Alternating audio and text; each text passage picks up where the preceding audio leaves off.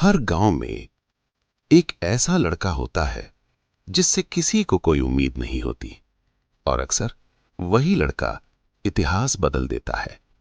इस कहानी का नाम है राजेश।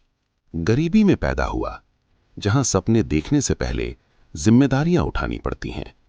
उसकी सुबह अलार्म से नहीं, मां की खांसी से होती थी और हर खांसी उसे याद दिलाती थी कि इस घर में उसे मजबूत बनना ही पड़ेगा।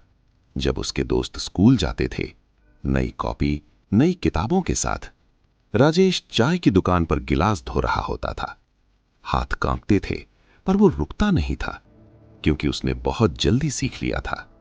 मेहनत आराम नहीं मांगती। लोग हंसते थे, ताना मारते थे, इतनी मेहनत किस लिए, इससे कुछ नहीं होगा। लेकिन कोई नहीं जानता था कि हर ताना उसे और मजबूत बना रहा है। एक रात मां ने उसका हाथ पकड़ा।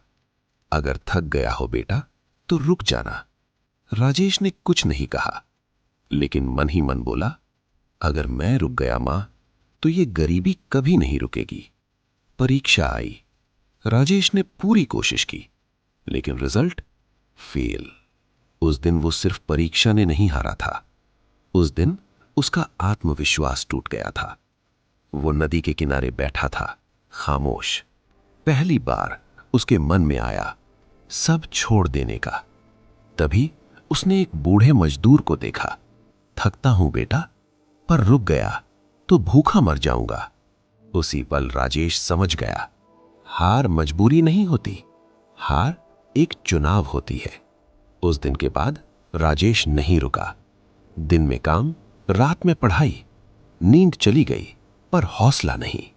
दोस्त दूर हो गए, लोग चुप हो गए, क्योंकि मेहनत करने वाला इंसान अक्सर अकेला होता है। आखिरी परीक्षा आई। ये सिर्फ सवालों की नहीं थी, ये परीक्षा थी उसके सब्र की। और जब रिजल्ट आया, राजेश टॉप कर गया था। मां रो रही थी, लेकिन इस बार खुशी से। बड़ा अफसर नहीं बना, लेकिन उसने गांव में स्कूल खोला, क्योंकि वो जानता था सच्ची सफलता खुद ऊपर उठने में नहीं, दूसरों को उठाने में होती है। अगर आज कोई आपकी मेहनत नहीं देख रहा, तो घबराइए मत। मेहनत की आवाज देर से आती है, लेकिन बहुत दूर तक जाती है। अगर ये कहानी आपके दिल तक पहुंची हो, तो वीडियो को लाइक कीजिए, शेयर कीजिए और सब्सक्राइब कीजिए। मेहनत की कहानी।